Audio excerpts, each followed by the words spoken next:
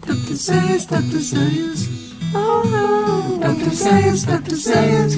Oh, Dr. Sayers, Dr. Sayers.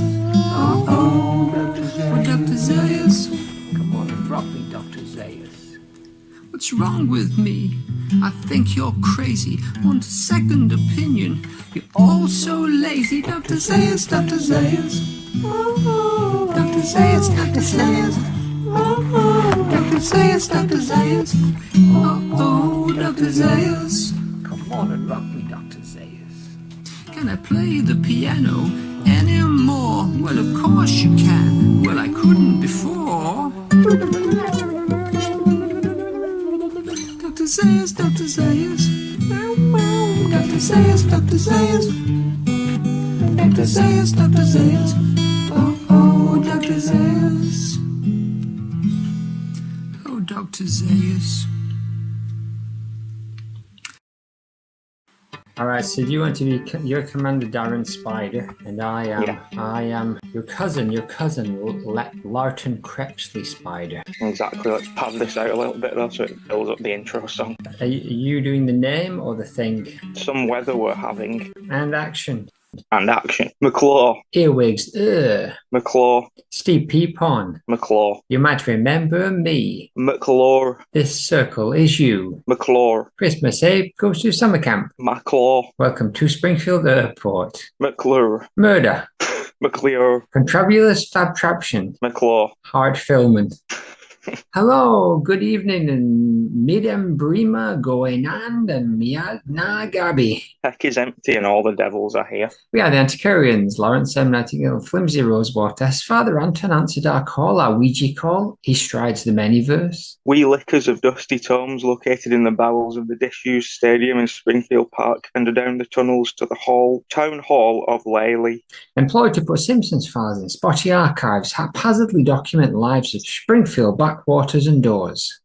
Haunted by an outside which encircles but can never be fully acknowledged. Thanks to our cousins back over at the MFIMDB for promoting the show. We are the professionals here, safe from all harm. Lawrence, please tell me you checked the circle indoors, outdoors at midnight, noon and early in the morning. The circle is intact. Mark the sigil, fetch the step ladders, take 6 steps towards window right. Ham. So tonight we're looking at Troy, aka Doug McClure. What are some cast connections for this wondrous character? We have Death. Yes. We have School, as he is prominent in infomercial style videos that are often shown in classrooms. He's both cool and uncool, which is interesting. His story is basically that he used to be cool and now he is uncool and he wants to be cool again. Gonna hazard a guess that Groening liked him. He did. He liked him a lot. Same as Lionel. It's very, without Hartman, these wouldn't have been characters at all, I don't think. He is a non-mobber and he has a special voice, and I have added 3 new categories, to be honest, but one of them you already have there. A Selma connection is our new one. Yes. We now have Stu, Moleman, Maggie, Cecil, Lionel and Troy, who have a somewhat connection to Selma Bouvier, whether it be husband, niece or brother-in-law. Multiple jobs is also another one, as we have the likes of Doris, Moleman, Troy, Lionel. They all have a variety of jobs around town. Troy's an actor, but his acting roles are all very varied. And the last new category is Springfield celebrity, famous within the realm of Springfield, alongside Poochie, Kashmir, Raheem, Cecil, and Lionel. Very good. Is Cecil famous? He's on the fence, isn't he? He's Bob's brother, so he's been in the celebrity world, and if we're counting Bongo, he's been Sideshow Cecil. Fair enough. Oh, who's that over there in the corner? I think it's the spider in the dust. It's Commander Darren Spider. Your plumes flourish, your cheek guards hover a spear dripping with blue blood and a thimble of salt, always ready. How were you separated from your legion? Secret. Oh, there's Baroness Berry, the Vale of Catmos, High Superintendent of Counter-Extremism, Baroness, why do you oppose the extreme? Secret. And the magic queer folk mice carrying your fuzzy king on that tiny throne on your tiny shoulders. Leave your forests. Come closer, tiny mice. Do not be afraid. Your corduroy king KV has a basket of pig eggs and tiny cute pig's ribs. Who could it be? They're not coming any closer, though, are they? And over there in the darkness of corner 4, human automated munch. What is the red shirt? Why the dundies on your face? Ham, speak, damn you. The silence sprains. So what is it you like about Troy McClure? I very much enjoy the design of Troy McClure, outside of all the obvious him being one of the best characters on the show. I like him because he's the best. Yeah, one of the most consistently funny characters. But it's very a la mode in that it's slightly more complex than a normal Simpson design. There's a lot more lines going on and expression, and also a beautiful outfit. And I can't think of anyone else who wears white pants. Not that often. So it's a risky move. You got to be very sure of your bowel movements to wear white troons on a daily basis. SOBMs. And yeah, just a great comedy character. We steered away from the comedy ones for a while. We steered away from the big obvious comedy ones, and we went for some quirky small ones. But sooner or later the biggies had to turn up, and they don't get much bigger than these two, Hudson and McClure. It felt apt to do them both in sequence too. But Troy's a lot harder to analyse the life of, because other than that one Selma episode, he doesn't interact with anybody. He's an in-town celebrity, so they see him on TV the way that we watch modern Friends. Exactly, we have to fill in the gaps. But hold on, is that Drake? How long's he been there? It's about 13 weeks now. He's just sitting silently. Drake, are you waiting for another letter? He's nodding. He's just standing and staring. Counting the seconds on his 16 fingers. But no letter arrives. Just a tiny trumpet sound can be heard. There's a tiny trumpet sound, isn't there? Where's that trumpet coming from? Mouse, what are you doing here? Have you got something? No letter. What? Drake, there's no letter for you. Sorry. Oh, he's gone. Oh, he's kneeling. Oh, he's kneeled down for a bit and then he's gone. Well, that's not very helpful, is it? He's had a letter every week so far, and that's going to disappoint him, just as that olive branch had been reached out. But what rank would you put Troy McClure on a rank of A to G? All in one breath. A swift turnaround in the same sentence. What did I say Lionel was? C. Bear with me.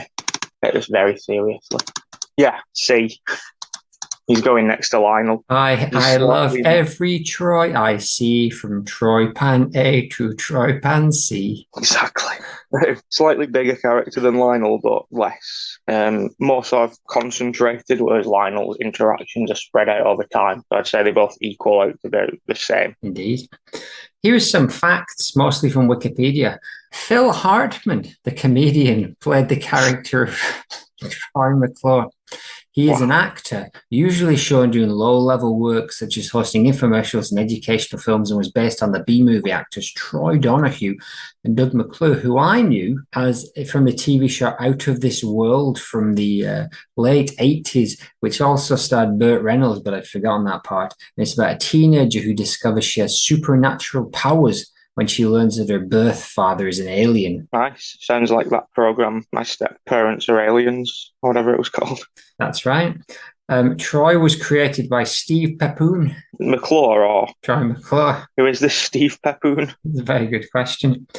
The character of Troy was a star in the early 70s, but his career went downhill due to rumors of paraphilia involving fish, as we learn later. A romantic preclusion that is so bizarre that it must be hidden from the public. At all costs. McClure introduces himself by saying, "Hi, I'm Troy McClure. You may remember me from such, etc." Mentioning 2 titles that are similar to his current performance. I like that. It particularly was a very good description of what he does. It was very just on the nose. He had a relationship with Selma Booher, as we know, when she meets him for an eye test and agrees to go on a date with a condition for passing him.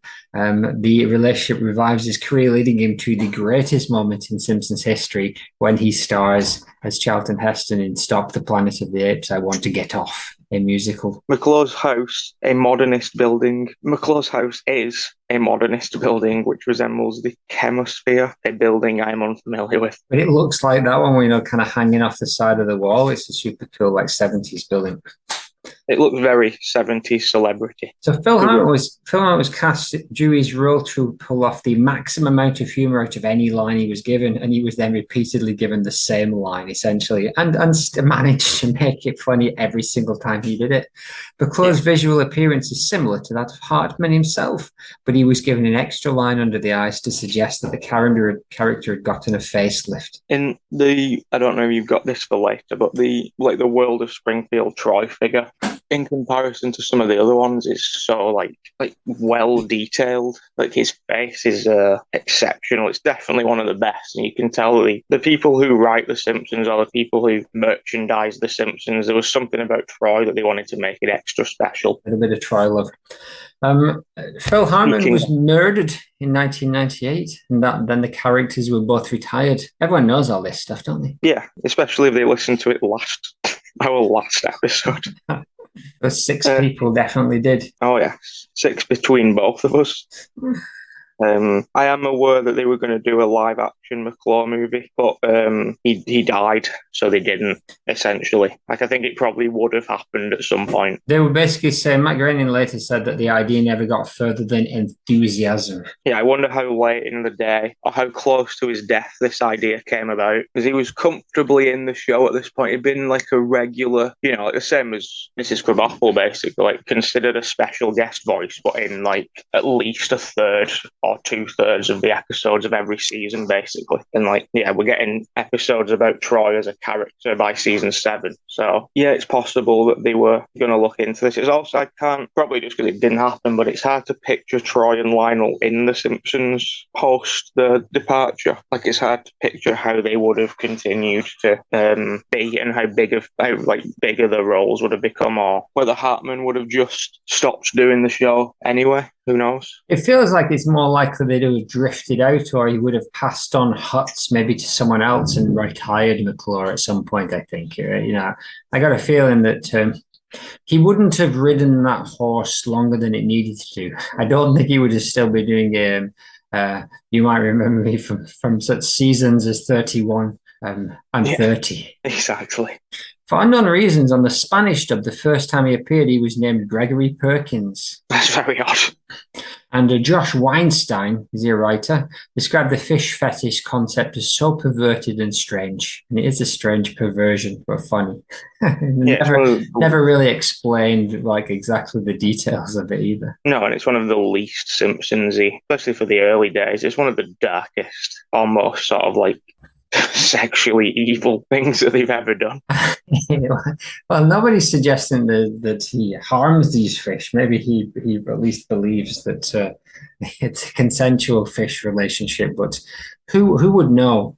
He does think that if a cow ever got the chance, he'd eat you and everyone you care about. I agree. Content. Shall we crack on? Season 2, episode 13, Homer and Lisa versus the Eighth Amendment. Infotainment. I can't believe they invented it, starring your host, Troy McClure. The studio. Troy is in a pink jumper. Hello, I'm Troy McClure. You might remember me from such movies as Cry Yuma and Here Comes the Coast Guard. They get better, right? The original ones are not particularly funny, but the concept is a nice one. The audience is wide-eyed. But today I'd like to talk to you about a pleasant-tasting candy that actually cleans and straightens your teeth. Cut to Simpsons front room. Sunday best. TV watching. HJ, oh goody, HJ, oh goody, a program-length advertisement. I'm a sucker too. Lisa looks anxious. Wait a minute, Troy says, a Nagel-esque character. I'm a little confused. Did you say clean and straightens? There's no confusion here, counters Troy. There's no confusion here, Tina. Just good science. Great Troy face. Ladies and gentlemen, I'd like you to meet the inventor, Dr. Nick Riviera, like peanut butter and chocolate, Huts Riviera McClure. That is a triumvirate we did not get to see but needed to. Riviera sneaks in. Thank you, Troy. Well, I did leave that. I could have just cut that last bit out because it's not really relevant, but I left it in after the prominent Lionel art from last time, where Lionel and Dr. Nick seem to have been put together a lot, whereas in reality, Dr. Nick appears within Troy's first 10 to 15 seconds of being on the show. So I wonder if that trend continues.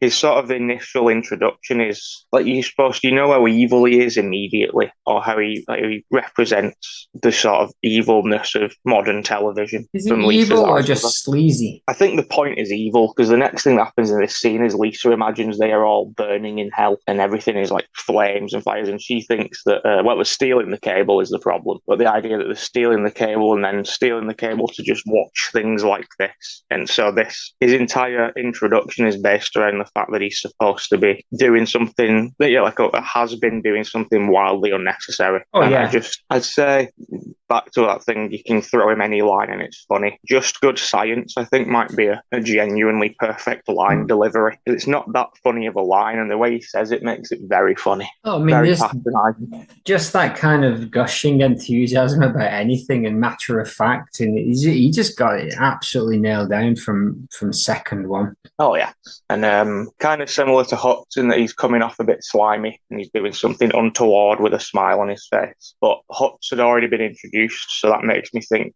even more so McClure was designed specifically for Phil Hartman. Like they probably enjoyed Hutz and thought, right, we need to write him someone specific. And that's strange in and of itself. Like they did have guest stars, and some of those guest stars probably had characters kind of designed for them, like maybe the Michael Jackson one and comes to mind. But to have two completely separate characters designed for you and for you to be basically, I wonder how much he was just able to say, I'm free now, give me a line or two.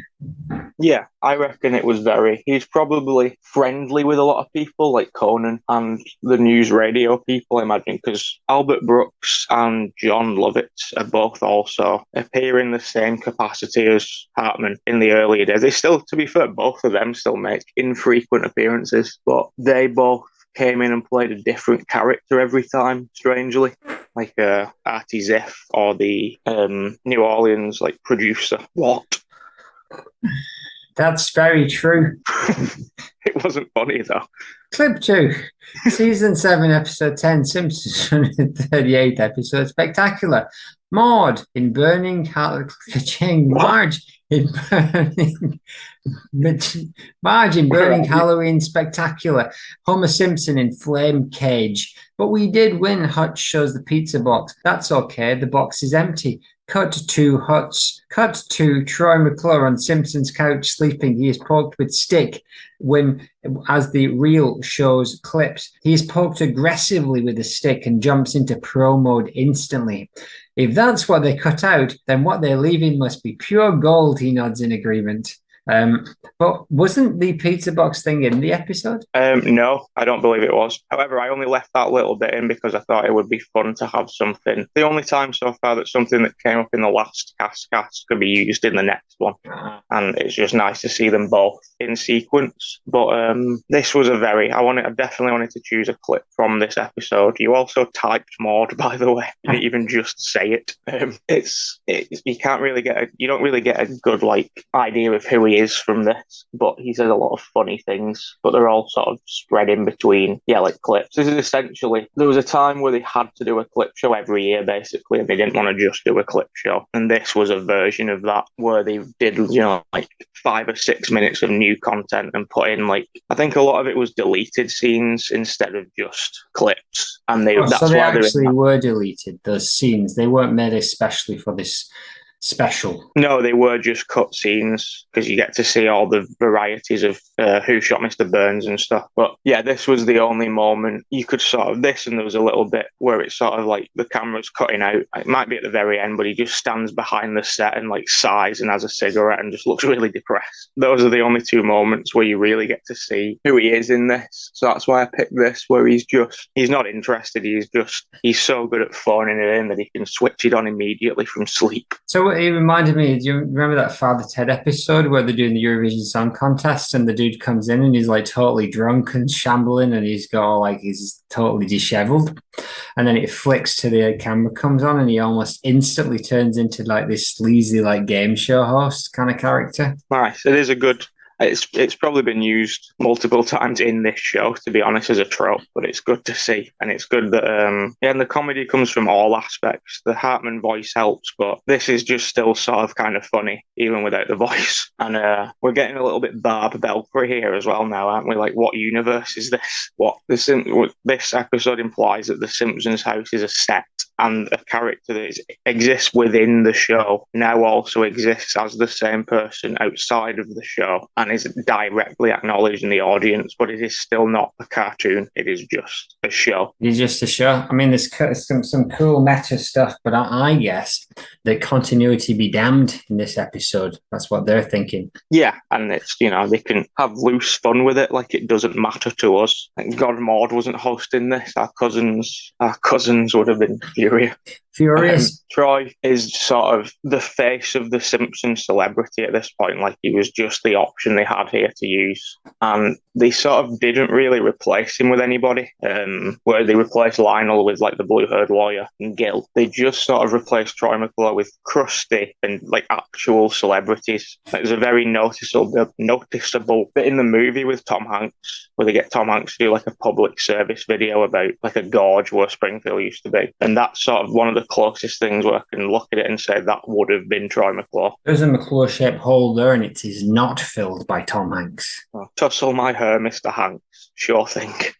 It's very Troy McClure. But yeah, they didn't pick someone and run with it. They just let it become, like, they would still do the infomercials or the sort of like cut to TV shows and stuff, but they never replaced him with another sort of solid character. And they never acknowledged where either of them went. Yeah, no need to in continuity, because they don't really exist in continuity, especially Troy McClure, as you've said. Hutz kind of does, but he could have gone anywhere at any time without anyone knowing. So both of them are the kind of character that could easily have disappeared without anybody really ever acknowledging them. Similar to Raheem, where it's not really established that he actually is from Springfield. Troy McClure might not, other than the one episode where he's sort of thrust into being a Springfield citizen. Other than that, there's absolutely no reason for him to live anywhere near Springfield. No, capital city man, no doubt. Exactly. That fake clip show reminds me of the Community did a really good one, right? Where basically the clip show's supposed to save you. Doesn't it like be an episode where you don't have to put much effort in and save some time? And they made entirely new clips that totally must have taken way more time than a regular episode. Yeah, because they were elaborate clips as well, weren't they? They weren't just... Well, they all tied back into each other as well. They were kind of all connected as well. So. Oh, yeah. Storytelling is a circle. Very good. Clip 3, Season 7, Episode 19, A Fish Called Selma. Troy is in his future house. Huge aquarium on coral bed, phone rings, dressing gown, beanbag furniture repair. He's repairing his beanbag. He's wearing glasses. Troy, man, it's MacArthur Parker. MacArthur Parker, the agent? MacArthur Parker, my agent? He asks incredulously. Cut to Slimebag agent in representation agency. How's my favorite client? We haven't spoken in 8 years, and irritated Troy takes off glasses and reclines. Yeah, so the agent is unperturbed, and he just says, I saw the papers today, Troy, looking good. That wholesome stuff really helps when you're trying to find work. He has a goatee, fluffy chin hair, and a headset. He has a pen. You haven't found me work in 12 years. The agent says, jury duty is work. And listen, you keep getting seen in public with human females, and I'll get you work. In the entertainment industry. We cut to newspaper. Troy is reclining. He looks at newspaper. There is a picture of him kissing Selma. Troy, a little tenderness, it says. And we have a McBain who looks drunk. Hey, he rings a number. I think great memory. He remembered Selma's number after in one evening. Split screen, a very hopeful faced Troy. Hello, Selma Bouvier. It's Troy McClure. You may remember me from such dates as last night's dinner. Beautiful. This is the biggie. This is the big Troy spectacle of The Simpsons. If you were held at gunpoint by native aliens and forced to show one episode that encapsulated Troy McClure, this is exactly where you would go. And if you didn't, you'd be asking for that probing. This is the only episode where he interacts with any character, other than Dr. Nick, apparently. But in terms of like real world Simpsons family characters, it's kind of the same as when just a celebrity like, oh, Lady Gaga's staying at the house happens. Like Lady Gaga's on the trampoline. Yes, it's look, she's petting the dog, and she's wearing a meat dress. Look, Lady Gaga's walking across the room slowly. Look, Smithers is here. He has it's slightly more realistic just because he's a celebrity within The Simpsons. And at this point, yeah, Michael Jackson's already been to the house, so it's not wildly insane.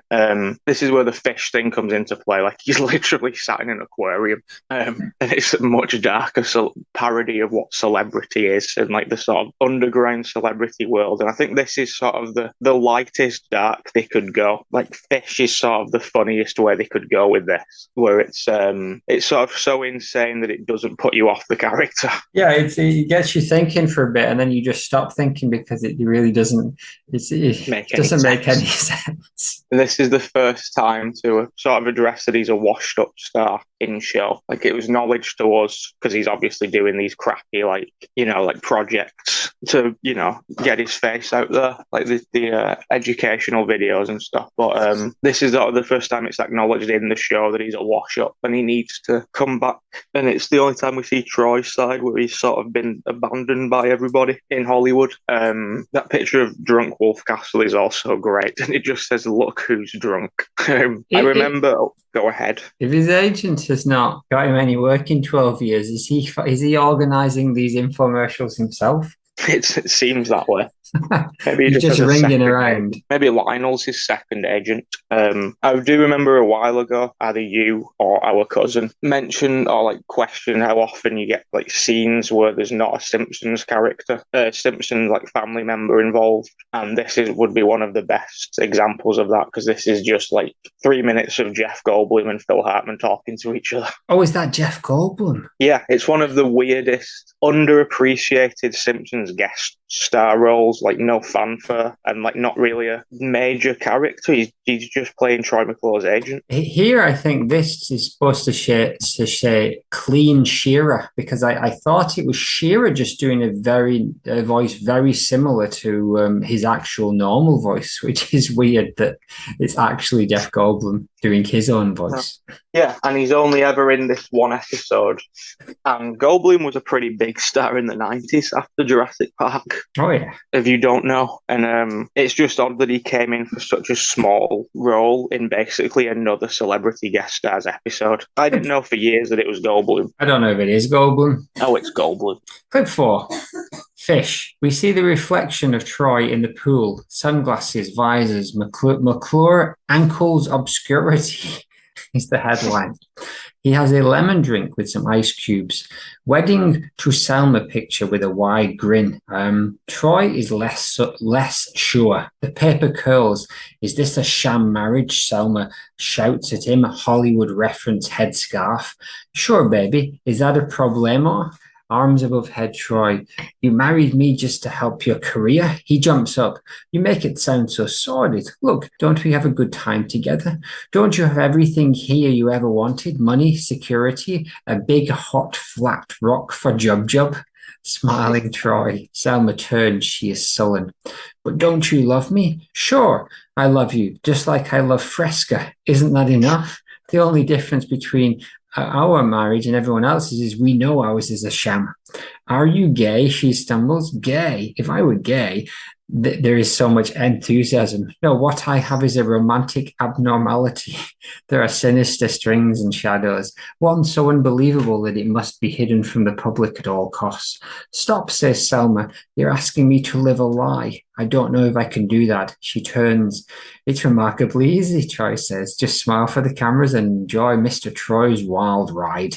You go to the right parties and meet the right people. Sure, you'll be a sham wife, but you'll be the envy of every other sham wife in town. He pleads, so what do you say, baby? She lights up a cigarette, turns and says, coyly, tell me again about Mr. Troy's wild ride. Troy moves in. Nice. I'm going to have to Nice. send you a new link. It's going to kick me off in less than a minute. No worries. See you soon. Bye. You finally made a monkey. Fish fetish, etc., etc. ETC. He's not ashamed of the choices he's making, and he just stands by them so confidently. He has no interest in lying to Selma, which is quite nice. He's very much like he wants her to be on board with the sham as opposed to keeping her out of the loop, which is weirdly respectful in a way. Like I think he just sort of thought she already knew all of this stuff, which is interesting. This is what people mean when they say the golden age of The Simpsons. Like this episode isn't about one of the 5 family members, and both of these characters are so well defined in this episode. Like Selma already has character traits that come into play to make her, because she stays with him at this point, and then when Jeff Goldblum pushes for them to have a baby, and she's sort of like, well, I don't mind lying for myself, but I can't have a child. And that Selma's sort of like child journey is one of the big Selma stories. So it's the fact that they tied both of these characters in together, and it just worked completely well. And it wasn't, like,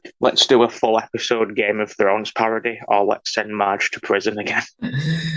And upcoming in season 9. Yeah. He seems very blasé, but other than we get to see the fact that his career is back on track, we never really see how he feels about Selma leaving him. I imagine he's not that bothered though, because she is not a fish. No, and I just got the title. All right. 2 years, and it's a parody of a fish called Wanda, isn't it? But I didn't think of the fish element also playing into it like that. I don't remember how the fish is relevant to the movie Fish Called Wanda. I thought Wanda was a fish. Isn't it the one where the young boy is turned into a fish? I don't think so. It's the one with Michael Palin and John Cleese in it and Jamie Lee Curtis. Monty Python. It's Python-esque, but it involves Halloween. It's just Palin and Cleese, and it's a silly movie, but I don't think it involves magic.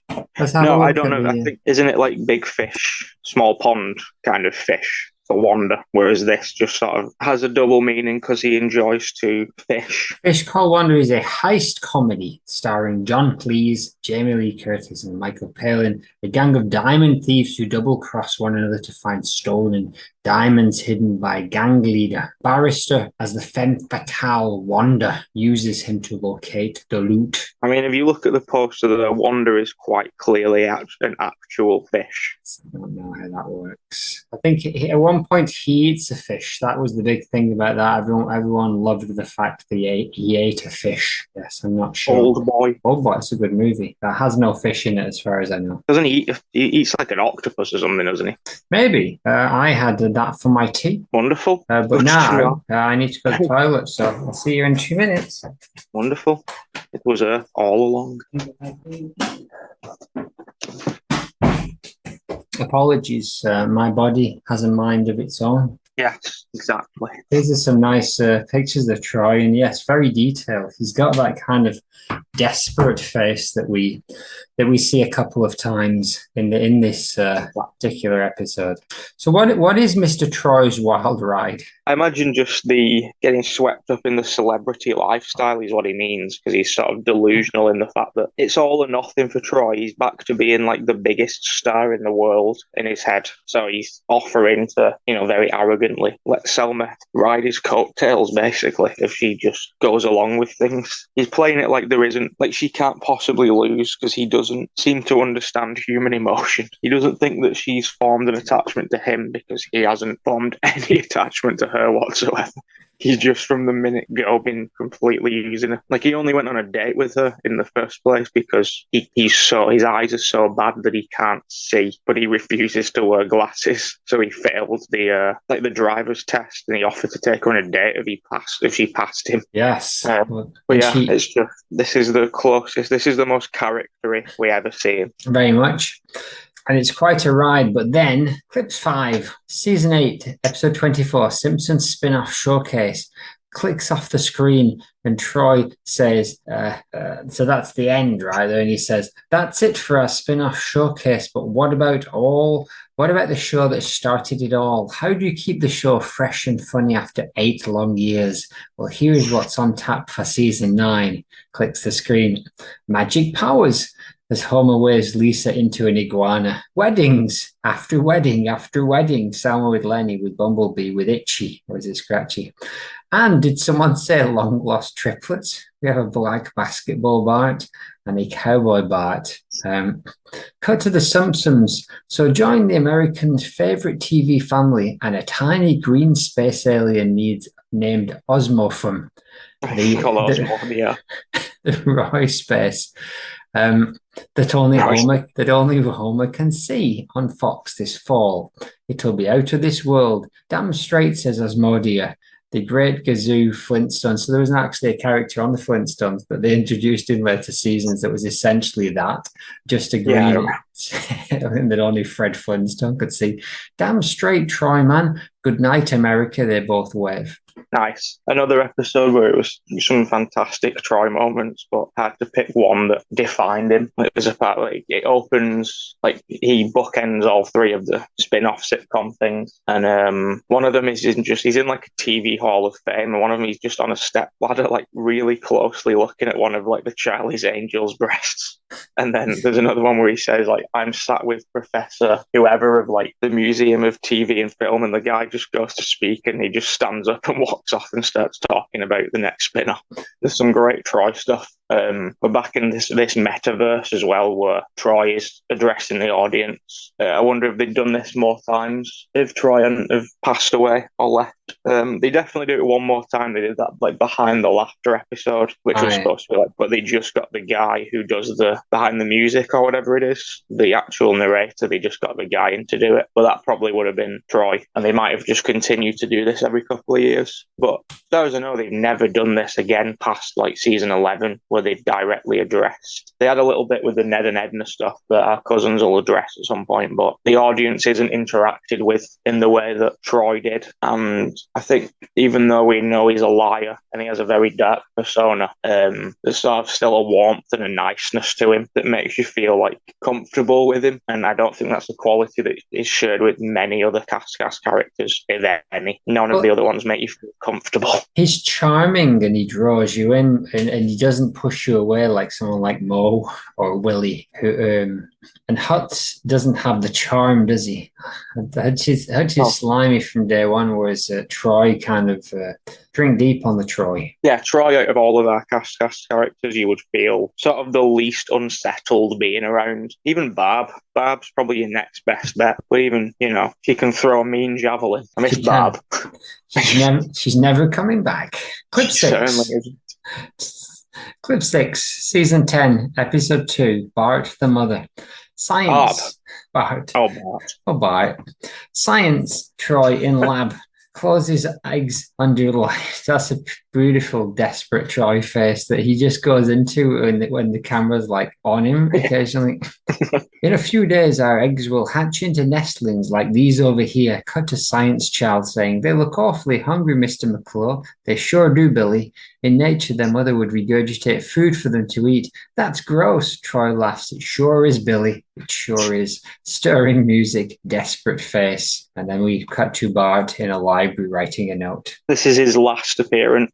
This is the last ever Troy McClure appearance on show. I think Hartman had already died by the time they got around to using this when they did. I don't really know how that works, but maybe they just already had this from something. Or they, at least by the time it came to being animated and stuff, Hartman was already dead, I think. So that's kind of why it feels a bit more final, like it says at the end, and there is that 2 seconds of him just smiling really sincerely at the end of to the camera at the end. Yeah.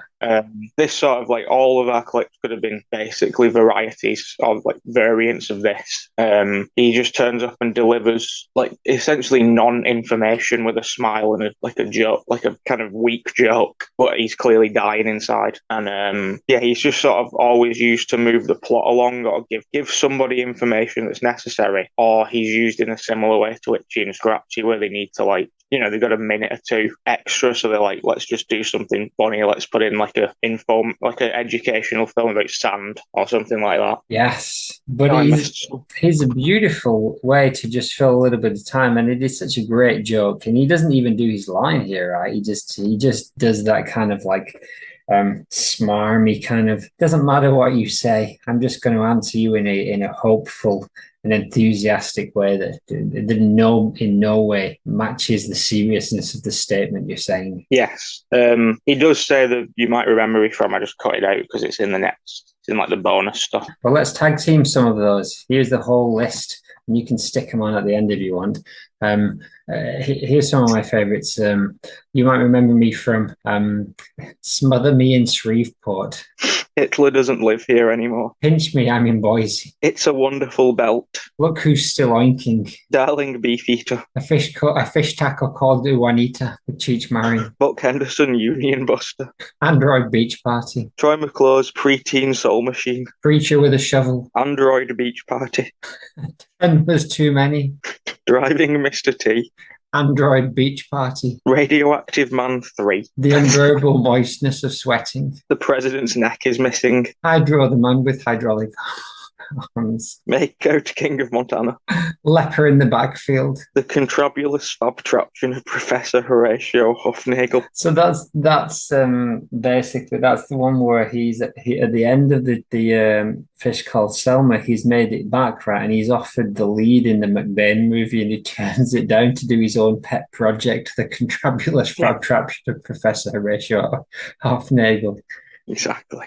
And I wonder how much that's I don't know if the Terry Gilliam was trying to do the Baron Munchausen film for like years and years and turned down loads of other stuff to do it, but I'm not sure if that's a reference to someone else. Now, he did the film with Heath Ledger, didn't he? With what's this, like the thing that's based on, the contrabulous frablaption or whatever. It's just like one of those things, isn't it? And that's clearly the Simpsons one is clearly based on that. And interestingly, Heath Ledger died whilst doing that and had to be replaced. Really? Yes. Dark. An absolute cavalcade of Troy McClure art, starting with Stop the Planet of the Apes, I Want to Get Off poster by Krabby Squid. Troy would like that just for the name. His name's front and center, isn't it? The new multi-million-dollar musical extravaganza that places everything legitimate theatre. Yes, beautiful.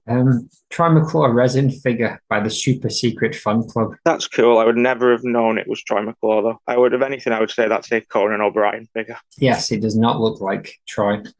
Here is a painting of Phil Hartman as Simpsons Troy McClure, signed by the artist. There's no signature on this painting. Who's the artist? It's unclear. That is, buy it on eBay for $27. It's clearly been done in black and white, but giving him the Troy McClure jumper has made it look like they've drawn Phil Hartman in blackface. Moving on. Here is a Joy Division parody, a T-shirt called Troy Division. Clever. Very clever. I've seen that before with Lovejoy. Really? Lovejoy Division. Yes. Ian McShane.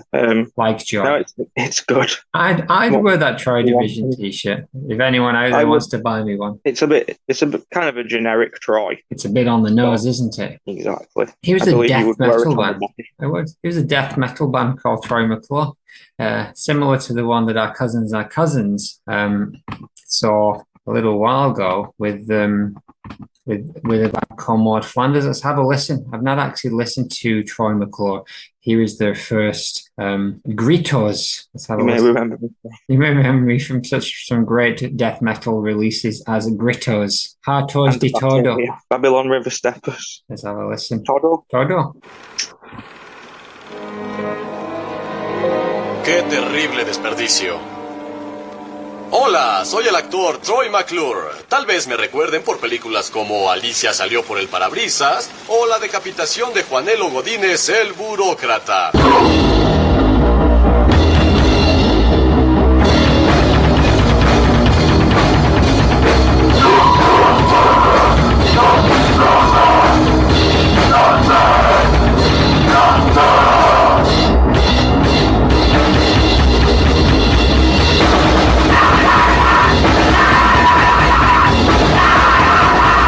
Well, that's the kind of beautiful shouting, screaming death metal we haven't had since our Cousins found the band Maud Flanders a little while back.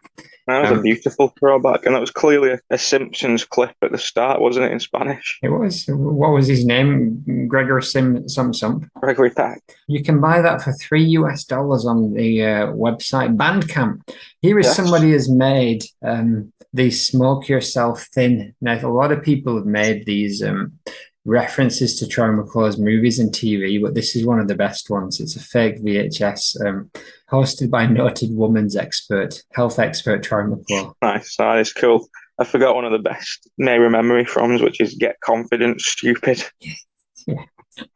There's a lot of things you can do with Troy McClure art. Well, actually, this one references both Smoke Yourself Thin and Get Confident Stupid. It is a fake album cover that you can buy for a mere $15 that is pretending to be the audiobook of Springfield Darling Troy McClure by Troy McClure, read by Troy McClure. It's called You May Remember Me From. A cartoonized version of Phil Hartman. Yeah, well, the interesting thing is Phil Hartman did actually release a book well after his death under the name of Mike Thomas called You Might Remember Me, The Life and Times of Phil Hartman. Nice. I might. You might well. And here is a picture from Drawception. Now, somebody only took seconds to draw this, but they captured him so well. Yeah, you know exactly who it is. More so than that figure. Very much and more those so. Teeth, I like teeth that don't complete the full mouth. The teeth that seem slapped onto the face. Yeah.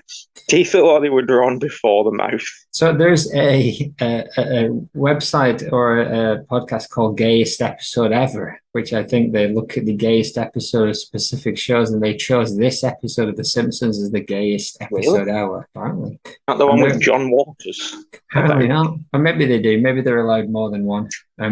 But they spent an hour and 45 minutes talking about it. I have not listened to the episode, so I don't know quite what they got into.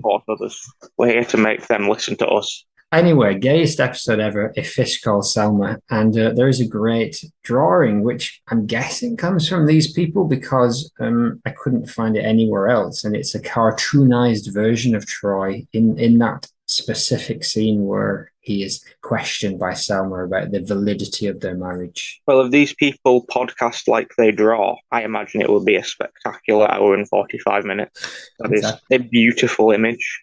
If you've listened to this show, drop us a line. Tell us. If you've listened to ours, drop us a line. The band Yola Tango, the indie band, did a song called Let's Save Tony Orlando's House, which is also a reference. Can you hear that? I can.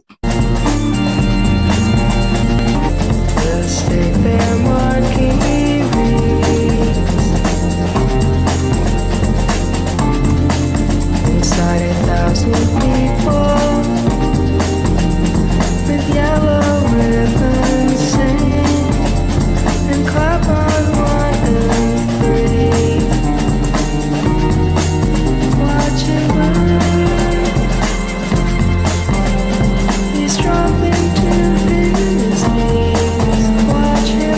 Watch him burn, he's dropping to his knees. Watch him burn, a medley hits from Greece. Watch him burn, he never fails to please. Who wrote this song up? We did not write this song, no. This was written by the famous indie band Yola Tango. And, you didn't write the line, wetting rags with gasoline? I did not. I think this is us. It certainly does sound like us, but no, Yola Tango, good band. And so everyone wants to remember him. The Spanish Cockney Watchdogs. Yes, and Vice magazine just has a page that simply says Troy McClure in big letters and nothing else. Beautiful. Maybe that's all you need. Poppy playtime. Poppy playtime. And so I'd do a version of the Planet of the Apes and send it to you at some point. Yes, please. Let me see if I can do it now.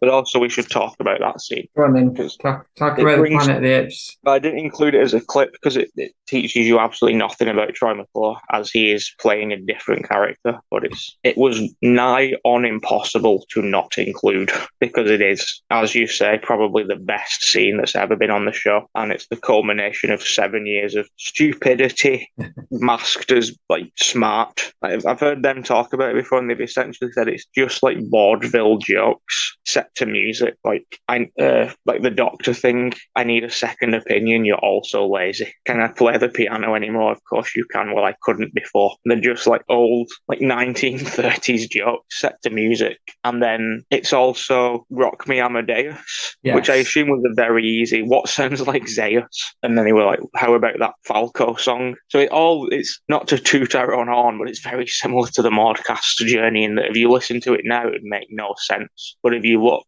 there are there's ties of logic to everything. And then chimpanzee to chimpanzee, probably the best line in any song ever. I Ever hate every ape I see, from chimpanzee to chimpanzee.